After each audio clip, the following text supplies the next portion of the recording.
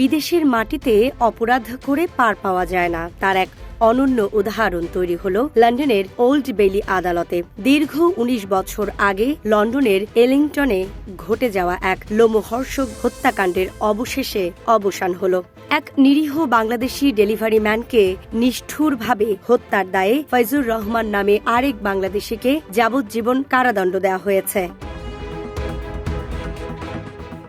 ঘটনাটি ১৯৯৭ সালের ২১ মে লন্ডনের ইলিংটনের কারি ইন আ হ্যারি রেস্টুরেন্টের ডেলিভারি ম্যানেজার হিসাবে কর্মরত ছিলেন ২৫ বছর বয়সী মেধাবী যুবক আব্দুস সামাদ, যাকে সবাই কামাল নামে চিনতেন।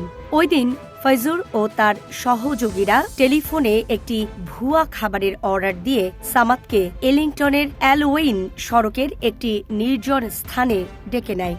সামাদ সেখানে পৌঁছানো মাত্রই ওত পেতে থাকা ৩ জন মুখোশধারী সন্ত্রাসী তার উপর ঝাঁপিয়ে পড়ে। মাংস কাটার চাপাতি, ধারালো ছুরি এবং বেসবল ব্যাট দিয়ে তাকে প্রকাশ্য রাস্তায় কুপিয়ে ক্ষত বিক্ষত করা হয়। হাসপাতালে পরদিন মৃত্যু হয় তার। হত্যার পরদিনই মূল অভিযুক্ত ফয়জুর রহমান যুক্তরাজ্য থেকে পালিয়ে আমেরিকায় চলে যায় এবং সেখানে আত্মগোপন করে দীর্ঘ সময় পার করে। আরেক আসামি বাবলুও প্রথমে বার্মিংহাম ও পরে বাংলাদেশে পালিয়ে আসে। খুনের সঙ্গে তার সংশ্লিষ্টতা আছে তা জানার পর তাকে যুক্তরাজ্যে ফিরিয়ে নিয়ে বিচারের মুখোমুখি করা হয়। বাবলুর সাক্ষ্য ঘটনাস্থলে পাওয়া মুখোশের ডিএনএ আর অস্ত্রের ব্যাগে থাকা আঙুলের ছাপ ফয়জুরের সংশ্লিষ্টতা নিশ্চিত করে।